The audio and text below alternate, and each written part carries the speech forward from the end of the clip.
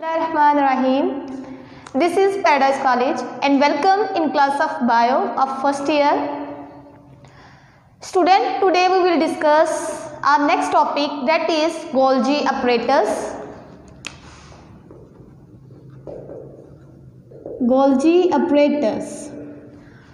Golgi apparatus क्या है?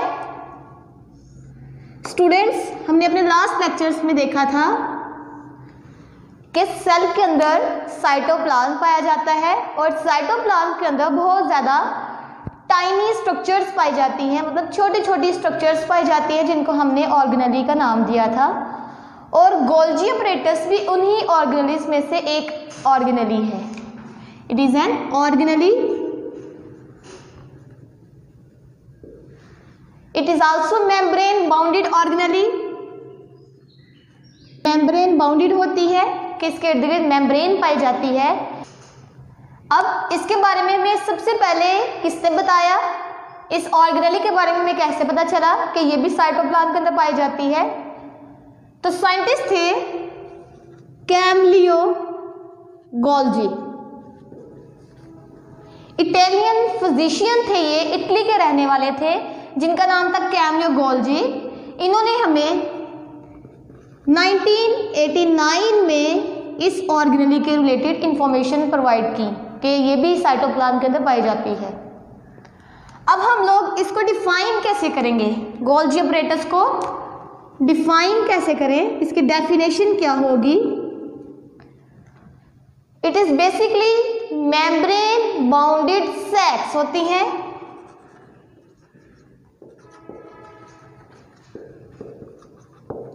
Membrane bounded sacs होती है, मतलब सैक लाइक होती है, लेकिन उस सैक के इर्द गिर्द क्या पाई जाती है? मेम्ब्रेन। बाउंडेड उसके इर्द गिर्द होती है, उन सैक्स के इर्द गिर्द मेम्ब्रेन पाई जाती है। इन सैक्स को फिर हम लोग सिस्टर्नी का नाम देते हैं। These sacs are called cisternae that are membrane bounded. Next आगे हम अपने लेक्चर में देखेंगे why they are called cisternae, region यहाँ पे पाई जाती है, इसको नेक्स्ट डिस्कस करते हैं। इसकी डेफिनेशन की तरफ दोबारा से, मेम्ब्रेन बाउंडेड सैक्स होती हैं। ये सैक्स कौन सी हैं? ढेर की फॉर्म में प्रेजेंट होती हैं, present in the form of sacs की फॉर्म में होती हैं, ढेर की फॉर्म में। और वो ढेर जो सी मेम्ब्रेन का, ये मेम्ब्रेन जो सी हैं फ्लैटेंड फॉर्म में प्रेजेंट होती हैं। मेम्ब्रेन बाउंडेड सैक्स होती है ये, और ये ढेर की फॉर्म में प्रेजेंट होती है। और वो ढेर किस तरह का होता है? फ्लैटेंड फॉर्म में होती हैं ये प्रेजेंट। ठीक है, फ्लैटेंड मतलब चपटी नुमा जैसे कहते हैं। तो ये मेम्ब्रेन जो सी होती है फ्लैटेंड फॉर्म में, स्टैक की फॉर्म में प्रेजेंट होती हैं, तो जिसको हम लोग गोल्जी apparatus का नाम देते हैं। यहाँ पे देखिए ज़रा, अगर इसको थोड़ा सा ड्रॉ करें,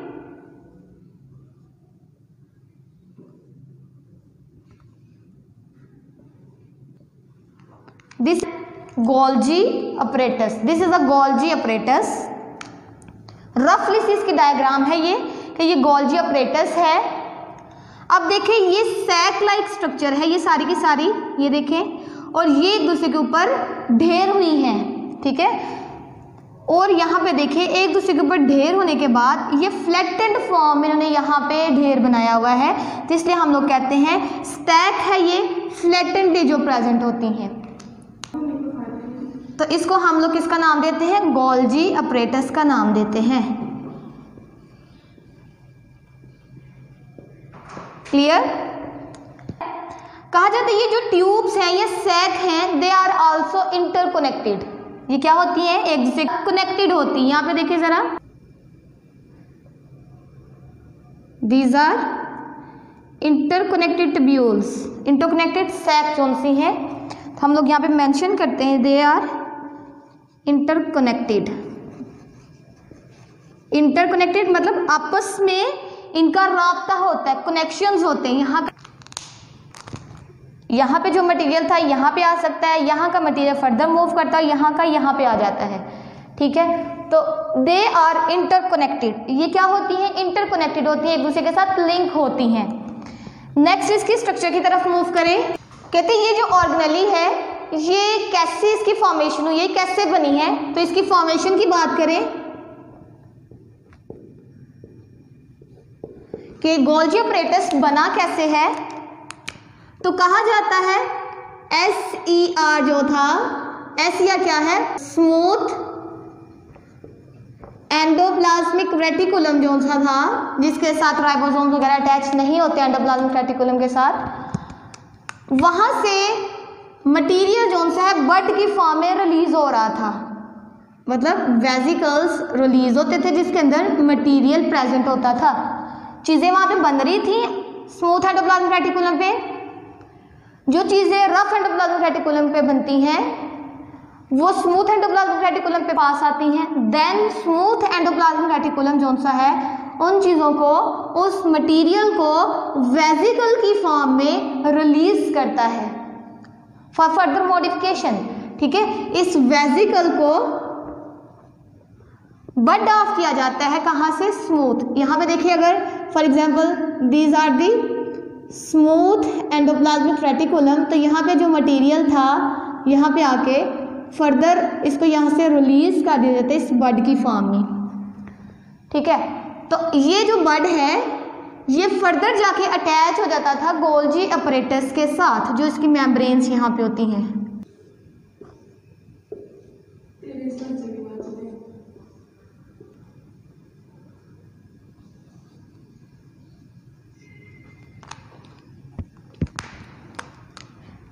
तो कहते हैं जो वेजिकल स्मूथ एंडोप्लाज्मिक रेटिकुलम से बड ऑफ होते हैं, जिनके अंदर मटेरियल होता है, वो आके इस मेम्ब्रेन के साथ फ्यूज होना शुरू हो जाते हैं। ये वाले जो मटेरियल है ये वेजिकल यहाँ पे आता है और यहाँ पे आके इसकी मेम्ब्रेन के साथ फ्यूज हो जाता है और इसका जो मटेरियल है वो फर्दर इधर एंटर हो जाता है। ठीक है, तो कहा जाता है कि स्मूथ एंडोप्लाज्मिक रेटिकुलम से जो वेजिकल्स आते हैं उनकी वजह से आगे फर्दर गोल्जी अपरेटस की फॉर्मेशन होती है। ये आके मेम्ब्रेन के साथ अटैच हो जाते हैं और इस तरह फर्दर इसकी मेम्ब्रेन बनती जाती है। तो चूंकि हमने स्मूथ एंडोप्लाज्मिक रेटिकुलम की मेम्ब्रेन को सिस्टर्नी का नाम दिया था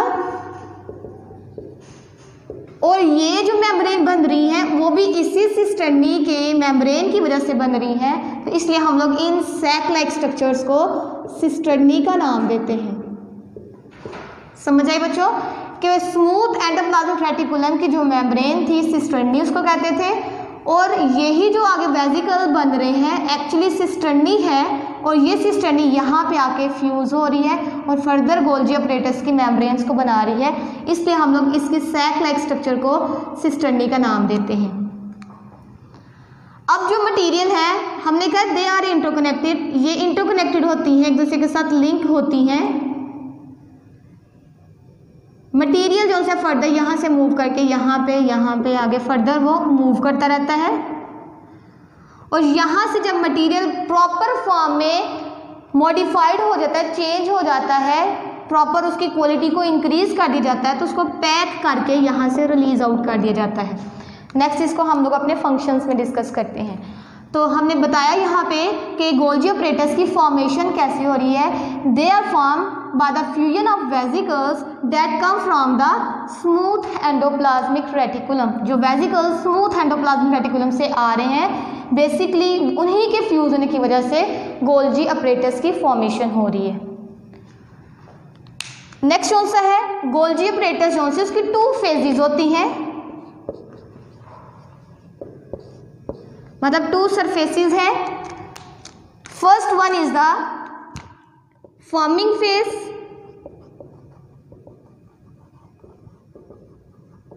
and second one is the maturing phase.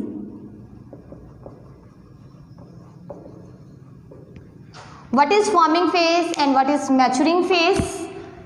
Let's discuss it here. Forming phase क्या है, सबसे पहले इसको डिस्कस कर लेते हैं। फॉर्मिंग फेज कौन सी है, कौन सी फेज है गोल्जी अपरेटस की, जो सबसे आउटर फेज जो होती है गोल्जी अपरेटस की उसको हम लोग फॉर्मिंग फेज कहते हैं। इधर देखें जरा, this is the outer face of Golgi apparatus, it is a forming phase, तो इसको फॉर्मिंग फेज का नाम देते हैं। ये देखें आउटर जो फेज है it is the forming phase, it is a convex shape. इसके अगर हम लोग शेप की बात करें तो कन्वेक्स शेप की ये होती है। इसको फॉर्मिंग फेस क्यों कहा जाता है? क्योंकि इसके साथ SER के जो वेसिकल्स हैं वो इसके साथ आके फ्यूज हो रहे हैं और वहां पे न्यू मेम्ब्रेन्स बन रही हैं। इनकी फ्यूजन की वजह से मेम्ब्रेन वहां पे फॉर्मेशन उसकी होती है, इसलिए हम लोग इसको फॉर्मिंग फेस का नाम देते हैं। चीजें वहां पे मेम्ब्रेन ऐड हो रही हैं, फॉर्मेशन हो रही है न्यू मेम्ब्रेन की, so that it is called forming face. Next जो फेस है that is the maturing face.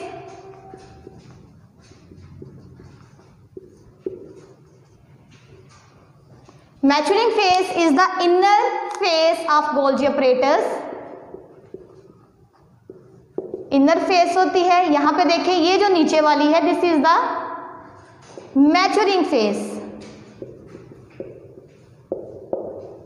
ये नीचे वाली जो मेम्ब्रेन है ये वाली मैच्योरिंग फेस है, ऊपर वाले को हम लोग फॉर्मिंग फेस का नाम देते हैं। ऊपर वाले को हम लोग फॉर्मिंग फेस का नाम देते हैं। इसकी अगर शेप की बात करें तो कनकेव शेप की होती है। इस मैच्योरिंग फेस क्यों कहते हैं इसे? क्योंकि यहाँ पे चीजें मेच्योर होती हैं। मेच्योर से यहाँ पे क्या मुराद है कि यहाँ पे चीजें मॉडिफाइड होती हैं। मॉडिफिकेशन, इनमें कंप्लीट मॉडिफिकेशन, चेंज जो आता है यहाँ पे आता है। इसके अलावा कहीं पे भी चीज़ों की मैच्योरेशन नहीं होती, फर्दर मॉडिफिकेशन नहीं होती। ठीक है, तो उनमें मॉडिफिकेशन होती है और आफ्टर मॉडिफिकेशन उनको पैक फॉर्म में रिलीज कर दिया जाता है। इनकी पैकिंग होती है यहाँ पे और फिर इनको रिलीज कर दिया जाता है उस मटेरियल को। ठीक है, तो जिस सरफेस से या जिस फेस से चीज़ों की पैकिंग के बाद रिलीज उसको किया जाता है, कंप्लीट उसका प्रोसेस खत्म हो रहा होता है, that is the maturing face. तो यहाँ पे this is the maturing face. Next कौन सा है? इसके फंक्शंस की तरफ आ जाएं कि इनका फंक्शन क्या होता है।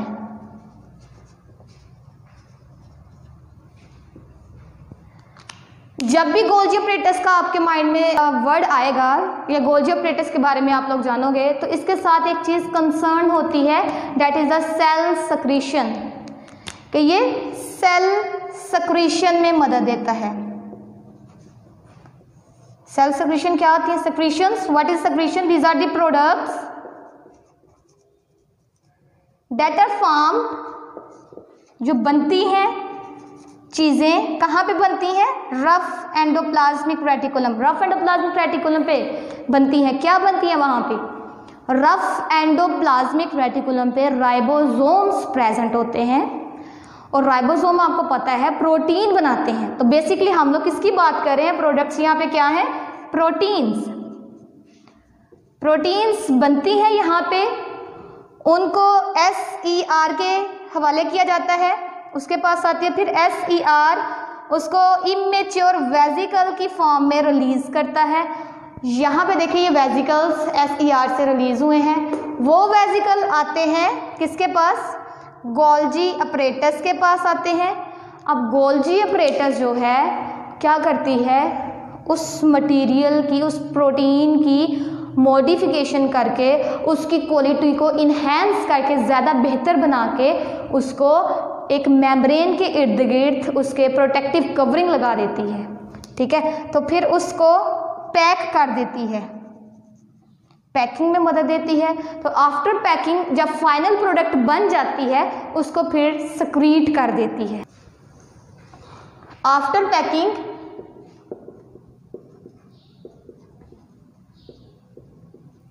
इसको प्रोडक्ट जो बनी है वेजिकल्स की फॉर्म में उनको सक्रीट किया जाता है। सक्रीट मतलब रिलीज किया जाता है।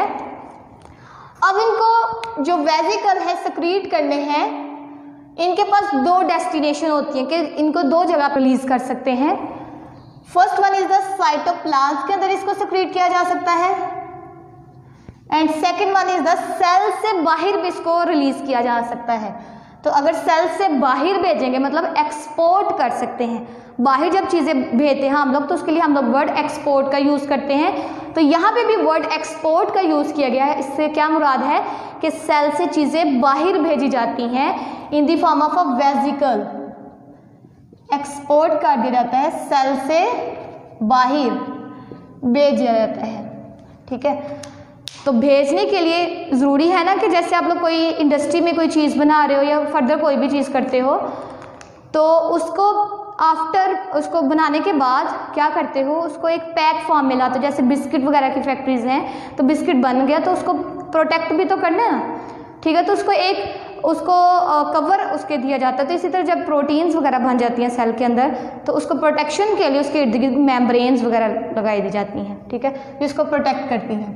तो कहते हैं ये सिक्रीशंस में मदद देते हैं। First function is the cell secretion, कि सेल की सिक्रीशन में मदद देते हैं। जो चीज़ें सेल से बाहर रिलीज करनी है उनको बहुत ज़्यादा प्रोटेक्टिव कवरिंग में उसको रिलीज किया जाता है।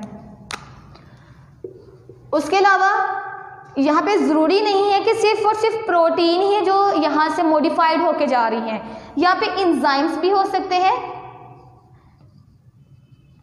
ठीक है, और भी इसमें बहुत ज़्यादा प्रोडक्ट्स हो सकते हैं जो कि फर्दर उसमें चेंज आने के बाद, फर्दर मॉडिफिकेशन के बाद, उनकी क्वालिटी को बेहतर करने के बाद उसको सेल से बाहर या सेल के अंदर साइटोप्लाज्म में रिलीज किया जाता है। ठीक, मटीरियल आया है यहाँ भी इसके अंदर चेंजेस आई हैं। फर्दर इसमें मॉडिफिकेशन ये वाले प्रोसेस में हो रहा है। कंप्लीट मॉडिफिकेशन के बाद सेल के जो मटेरियल, इसका जो मटेरियल है यहाँ पे आता है। जब इसमें कंप्लीट चेंजेस आ जाती हैं फिर ये वाला यहाँ से बड ऑफ हो जाता है, उतर जाता है। ठीक है, और वेजिकल्स की फॉर्म में सेपरेट हो जाता है। अब ये वेजिकल या तो सेल के अंदर ही रह सकते हैं या सेल से बाहर निकाल सकते हैं। ठीक है, तो इसी पॉइंट को हमने यहाँ पे डिस्कस किया है। तो इस तरह इसको कहते हैं सेल सिक्रीशन में गोल्जी अपरेटस बहुत प्ले करती है रोल अपना। सेकेंड फंक्शन इसका क्या है, it also help in the packing. जैसे हमने पीछे जिक्र किया है, चीज़ों को पैक करती है with in the membrane, membrane के अंदर चीज़ों को, मटेरियल को स्टोर करती है। चीज़ों को प्रोटेक्ट करने के लिए, उनको प्रोटेक्शन प्रोवाइड करने के लिए उनकी पैकिंग की जाती है, प्रोडक्ट्स की पैकिंग की जाती है ताकि अगर वो सेल से बाहर जा रहे हैं तो उन पर कोई अटैक ना कर सके और वो अपने जहाँ पे उनका जाना है उन्होंने वहाँ पे कम्प्लीटली विदाउट एनी डैमेज पहुँच सके। तो पैकिंग की जाती है इन the form of a vesicle. Vesicle की फॉर्म में इसको रिलीज किया जाता है, पैक किया जाता है मटेरियल को। जैसे ये मटेरियल है, इसके इर्द गिर्द मेम्ब्रेन सी कर दी है तो डेट इज़ द वेजिकल। तो पैकिंग ही हो रही है, ठीक है, मटेरियल्स की। तो प्रोटेक्शन के लिए इनकी पैकिंग की जाती है। इसके अलावा कहा जाता है they are also involve in the formation of conjugated molecules. Conjugated जो मॉलिक्यूल्स होते हैं वो भी बनते हैं यहाँ पे। अब कॉन्जुगेटेड मॉलिक्यूल्स क्या होते हैं? कॉन्जुगेट मतलब मिलना, कॉन्जुगेट दो चीज़ों के ज्वाइन करने से जो मॉलिक्यूल बनता है, दो मॉलिक्यूल्स के मिलने से जो एक लार्ज मॉलिक्यूल बनता है उसको हम लोग कॉन्जुगेटेड मॉलिक्यूल का नाम देते हैं। यहाँ पे कॉन्जुगेटेड मॉलिक्यूल कौन कौन से हैं? बेसिकली प्रोटीन्स भी आ रही होती हैं, उसके अलावा कार्बोहाइड्रेट्स भी आ रहे होते हैं फॉर फर्दर मॉडिफिकेशन, उसके अलावा लिपिड्स भी आ रहे होते हैं, फर्दर बहुत सारी चीज़ें इसके अंदर आ रही होती है मॉडिफिकेशन के लिए, चेंज उसमें आने के लिए, फाइनल प्रोडक्ट में चेंज करने के लिए। तो प्रोटीन्स और कार्बोहाइड्रेट को ये मिला देता है और इसकी वजह से कॉन्जुगेटेड मॉलिक्यूल बनता है, जो हमने लास्ट लेक्चर में भी डिस्कस किया था प्लाज्मा मेम्ब्रेन वाले में। इसको हम लोग किसका नाम देते हैं? ग्लाइकोप्रोटीन। ग्लाइकोप्रोटीन क्या है? दो मॉलिक्यूल्स के मिलने से एक लार्ज मॉलिक्यूल बना है, that is the conjugated molecule. Proteins और कार्बोहाइड्रेट के मिलने से ये ग्लाइकोप्रोटीन बनता है। इसके अलावा कार्बोहाइड्रेट और लिपिड मिलके क्या बनाते हैं? ग्लाइकोलिपिड भी बनाते हैं, ठीक है। तो ग्लाइकोलिपिड क्या है? It is also conjugated molecule. तो कहा जाता है जो गोल्जी अपरेटस है वो कॉन्जुगेटेड मॉलिक्यूल्स को बनाने में भी बहुत ज़्यादा अपना रोल प्ले करती है। अब यहाँ पे एक टर्म है गोल्जी कम्प्लेक्स। गोल्जी कम्प्लेक्स क्या होता है? हमने गोल्जी अपरेटस के बारे में पढ़ा है। गोल्जी कम्प्लेक्स क्या है? जब गोल्जी अपरेटस, ये सारी मेम्ब्रेन्स और सारे ये जो वेसिकल्स हैं जो रिलीज आउट हो रहे हैं, बड हो रहे हैं, ठीक है, जो रिलीज हो रहे हैं, उनको और गोल्जी अपरेटस दोनों को मिला के हम लोग एक कम्प्लेक्स का नाम देते हैं, डेट इज का गोल्जी कम्प्लेक्स। तो गोल्जी कम्प्लेक्स किसे कहते हैं? गोल्जी कम्प्लेक्स क्या है? गोल्जी कम्प्लेक्स क्या है? जब गोल्जी अपरेटस और साथ में जो वेसिकल्स रिलीज आउट हो रहे हैं, रिलीज या सक्रीट हो रहे हैं, इन दोनों को मिला के हम लोग एक टर्म यूज करते हैं, that is called the Golgi complex. अब कहा जाता है कि जो इनका साइज है, क्या वो सभी सेल्स के अंदर एक जैसा रहता है? जितने भी एनिमल की बॉडी के अंदर सेल होते हैं उनके गोल्जी अपरेटस का साइज सेम होता है? नहीं, ऐसा नहीं होता। इनका साइज जो सा होता है डिफरेंट होता है। इनके साइज की बात कर लें तो कहा जाता है दे हैव डिफरेंट साइज। इनका साइज जो सा होता है डिफरेंट होता है, वेरी करता है एक दूसरे से, एक सेल से दूसरे सेल के अंदर।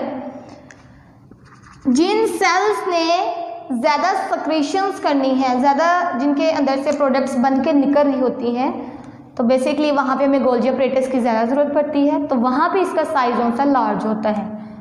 तो लार्ज साइज का होता है किसके अंदर? जिन सेल्स ने ज़्यादा चीज़ों को सक्रीट करना है, जिन्होंने ज़्यादा सक्रीशंस में रोल प्ले करना है। फॉर एग्जाम्पल पैंक्रियास की बात कर लें।